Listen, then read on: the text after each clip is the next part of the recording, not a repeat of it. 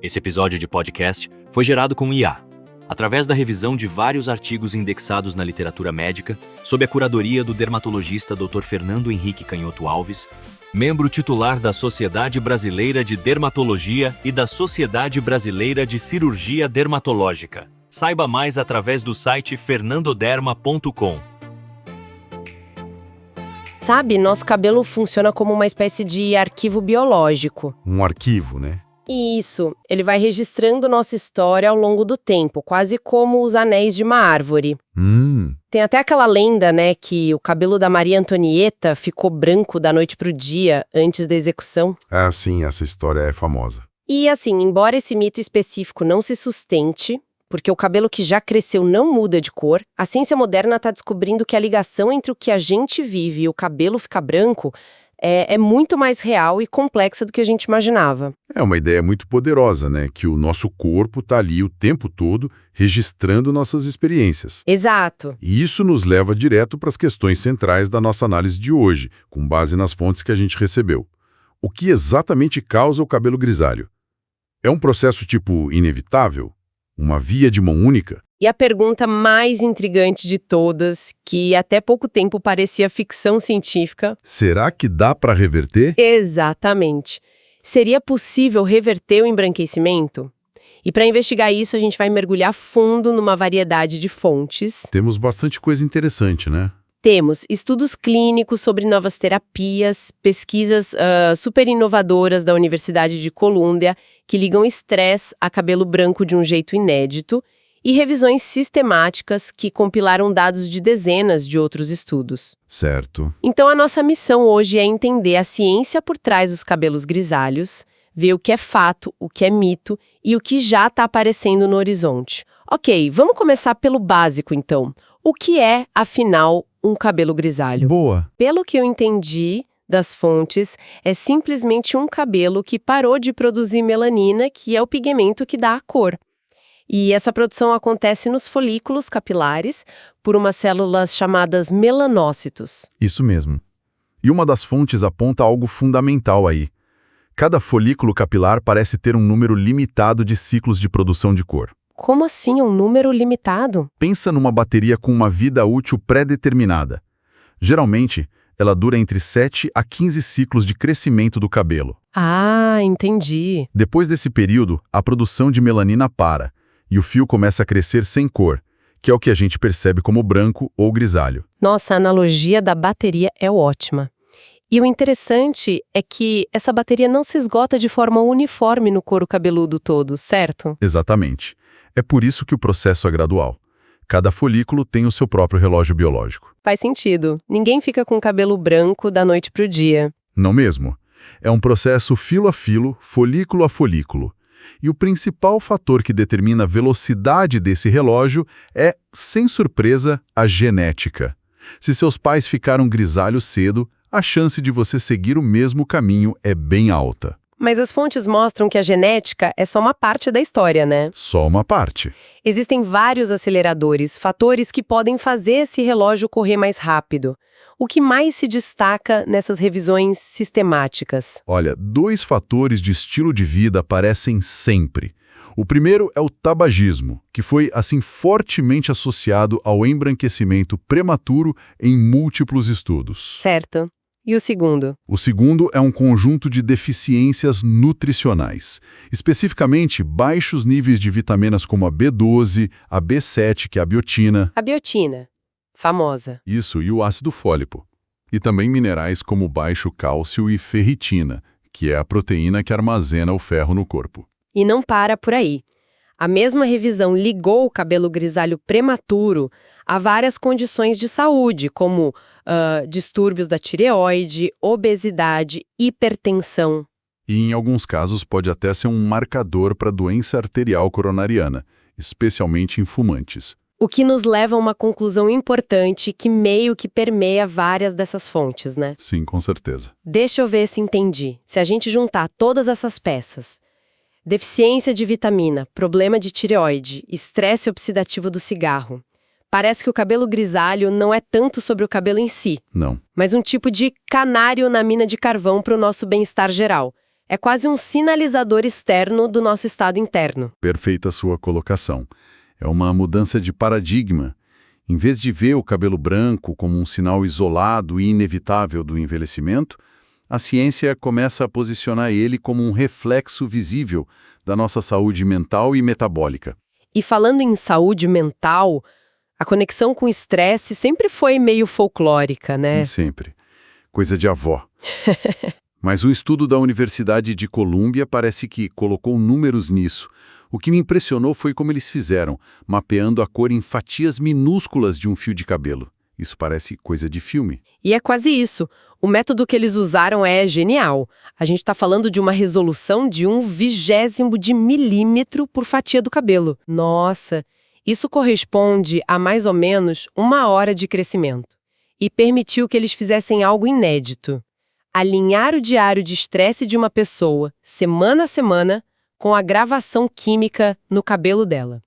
Então eles podiam literalmente ver um período estressante como uma faixa mais clara no fio. Exatamente. E isso levou eles a uma teoria sobre a causa, né? Algo a ver com a nossa resposta de luta ou fuga. Certo. A hipótese, que é baseada em estudos com camundongos, é que em resposta ao estresse, o corpo libera norepinefrina. Um neurotransmissor. Isso. E esse pico de norepinefrina causa uma ativação, digamos, excessiva das células-tronco dos melanócitos nos folículos. Elas se convertem todas de uma vez e basicamente abandonam o folículo. Ah, então o estresse causa um tipo de burnout nas células que produzem a cor? Essa é a ideia principal que vem dos estudos em animais. Mas, como a gente vai ver, o mecanismo em humanos pode ser um pouco diferente e, o que é crucial, talvez não tão permanente assim. Ok. Antes de a gente entrar nessa possibilidade de reversão que é fascinante, precisamos fazer um desvio rápido, mas muito importante. Vamos lá. A solução mais comum para cabelo grisalho é a tintura. E uma das fontes que a gente analisou é um estudo bem grande do NIH, o National Institutes of Health dos Estados Unidos, que investigou a segurança desses produtos. Imagino que os resultados não sejam simples. O que mais chamou a atenção nos dados? Bom, o número principal que saiu na mídia foi a associação do uso regular de tintura permanente a um risco 9% maior de desenvolver câncer de mama. 9%? Isso, em comparação com quem não usava. Mas, para ser sincero, o que realmente acendeu o alerta dos pesquisadores não foi esse número. Não. O que foi, então? Foi a enorme disparidade racial por trás dele. Quando eles separaram os dados, viram algo muito mais drástico. Certo. Para mulheres afro-americanas, o uso frequente de tintura permanente, tipo a cada 5 a 8 semanas ou mais, foi associado a um aumento de 60% no risco de câncer de mama. Para mulheres brancas, esse aumento foi de 8%. Nossa, 60% é um número que faz a gente parar para pensar. É uma diferença brutal. Brutal. E isso aponta para uma questão complexa, que pode envolver tanto a química dos produtos, que podem ser formulados de maneira diferente para tipos de cabelo diferentes, quanto a frequência de uso. E a idade em que se começa a usar. Exato. O estudo também achou uma associação para alisantes químicos com um aumento de cerca de 30% no risco. E esses produtos são historicamente mais usados por mulheres afro-americanas. É fundamental deixar claro o que os pesquisadores concluem a partir disso, né? Para não criar pânico. Com certeza. Eles são muito cautelosos. A principal ressalva é que isso é uma associação, não é uma prova de causa e efeito. Certo, tem muitos outros fatores. Muitos. A conclusão deles é que é muito cedo para fazer uma recomendação firme, mas nas palavras deles, evitar esses produtos químicos pode ser mais uma coisa que as mulheres podem fazer para reduzir o risco de câncer de mama. É uma informação para se ter em mente, não um decreto. Certo, um ponto importante a ser considerado. Agora, voltando para a biologia do cabelo grisalho... Vamos voltar. O mesmo estudo de Colômbia que ligou o estresse ao embranquecimento fez outra descoberta que parece virar tudo de cabeça para baixo. Essa parte é incrível. Eles documentaram, de forma quantitativa rigorosa, a reversão natural do cabelo grisalho. Fios que eram brancos e, em algum ponto, voltaram a produzir cor. Isso é real. É real e foi a parte mais surpreendente da pesquisa. Eles não só viram isso acontecer, como registrar em homens e mulheres de diferentes etnias e idades e em pelos de várias partes do corpo, não só no couro cabeludo. E os exemplos que eles dão são muito claros. Um participante que saiu de férias e, de repente, 5 fios de cabelo na cabeça dele voltaram a ficar escuros. De forma sincronizada. Exato, de forma sincronizada, exatamente durante o período de descanso. É quase poético. É impressionante. E teve outro caso de uma pessoa cujo cabelo ficou temporariamente branco durante um período estressante de 2 meses e depois recuperou a cor completamente quando o estresse foi aliviado. Incrível. E isso os levou a propor um mecanismo diferente do que foi visto em camundongos. Eles chamam de conexão mente-mitocôndria. Mitocôndrias e as usinas de energia das nossas células. O que elas têm a ver com a cor do cabelo? Então, a produção de melanina é um processo que consome muita energia. A hipótese é que o estresse psicológico afeta diretamente a função das mitocôndrias dentro das células do folículo, prejudicando essa produção de energia. Ok. Mas o mais contraintuitivo veio da análise proteômica, ou seja, o estudo de todas as proteínas presentes nos fios. Os fios brancos não são simplesmente vazios ou desligados. O que eles encontraram, então? É o oposto do que se poderia esperar. Em vez de estarem desligados, os folículos dos fios brancos estão com a fábrica operando a todo vapor. Eles apresentam o que a gente chama de upregulation, um aumento na produção de centenas de proteínas. Com um aumento. Sim, um aumento. Muitas delas ligadas a defesas antioxidantes e produção de energia. É como um motor que está superaquecendo em vez de simplesmente parar de funcionar. O folículo está tentando desesperadamente compensar algum tipo de estresse metabólico. Então, se o estresse pode empurrar o cabelo para esse estado de superaquecimento, a remoção do estresse pode permitir que ele volte ao normal. É exatamente isso que o modelo matemático deles sugere. Eles desenvolveram o que chamam de teoria do limiar. Teoria do limiar. Imagine que cada folículo capilar, com a idade, vai se aproximando de um limiar para ficar grisalho. Um evento de estresse agudo pode ser o empurrão final que joga ele para além desse limite e o fio fica branco. Entendi. No entanto, se o estresse for removido e o folículo ainda estiver ali, perto do limiar, ele pode ter a capacidade de voltar. Ah, isso explicaria por que a reversão parece ser mais provável em pessoas mais jovens, cujos folículos ainda não estão tão avançados nesse caminho, e muito menos provável em alguém que já é grisalho há muitos anos. Exatamente. A reversão é biologicamente possível, mas parece depender de uma janela de oportunidade que ainda esteja aberta no folículo. E claro, essa nova compreensão está abrindo caminho para novas terapias.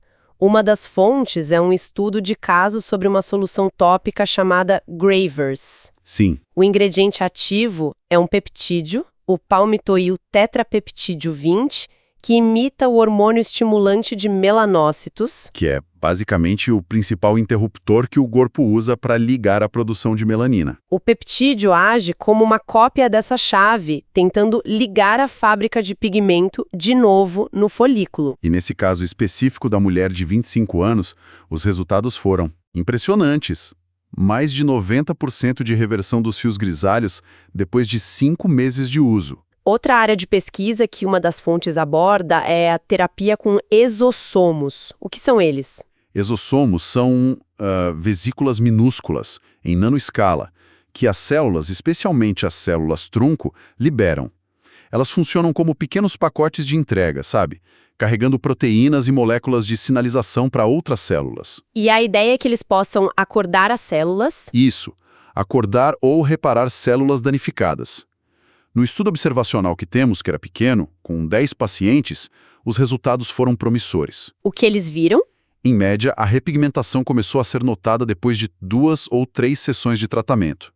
E 60% dos pacientes, ou seja, 6 deles, tiveram uma melhora de 50% ou mais. Interessante. Eles também notaram que a resposta era melhor em pessoas com menos tempo de cabelo branco e gravidade moderada. O que reforça a ideia da janela de oportunidade.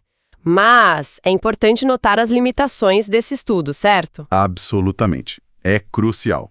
Foi um estudo pequeno, sem um grupo de controle com placebo e com acompanhamento de curto prazo. A gente não sabe se os resultados são duradouros. Então é promissor, mas... Promissor, mas precisa desesperadamente de estudos maiores, randomizados e controlados para confirmar esses achados. Ok, então, depois de analisar tudo isso, O que podemos concluir? A principal mensagem que fica para mim é que o embranquecimento do cabelo não é necessariamente essa via de mão única que a gente sempre pensou. Não é mesmo. É um processo biológico muito mais dinâmico. Concordo. É uma interação complexa entre a nossa genética, nosso estilo de vida, nossa saúde geral e, como agora a gente sabe, nosso estado mental. E a reversão, embora não seja algo que a gente possa garantir para todo mundo, é biologicamente possível. É um fenômeno real, documentado cientificamente, mas que ainda parece ser a exceção, não a regra, e a gente ainda não compreende totalmente. A ciência é nova, é empolgante, mas os tratamentos ainda estão engatinhando. Exato. A gente está na fronteira do conhecimento aqui, o que é sempre um lugar animador para se estar. E para encerrar, vamos deixar um pensamento final provocador, que vem de um detalhe fascinante lá do estudo de Colômbia. Assim? A análise daquele fio de cabelo, que ficou branco e depois recuperou a cor, mostrou algo muito curioso sobre a composição dele. A composição molecular do fio não voltou completamente ao seu estado pigmentado original. Não voltou. Não. Algumas das mudanças nas proteínas que ocorreram durante a fase branca permaneceram, como uma espécie de cicatriz ou memória molecular. O que nos leva a uma pergunta para reflexão. Se um cabelo pode reverter sua cor, mas permanece alterado em nível molecular, o que isso sugere sobre outras formas de rejuvenescimento biológico? Reverter um sinal externo de envelhecimento significa realmente voltar no tempo em um nível celular mais profundo? Ou estamos apenas mascarando uma história que o corpo, em sua sabedoria bioquímica, nunca esquece completamente? Saiba mais através do site fernandoderma.com.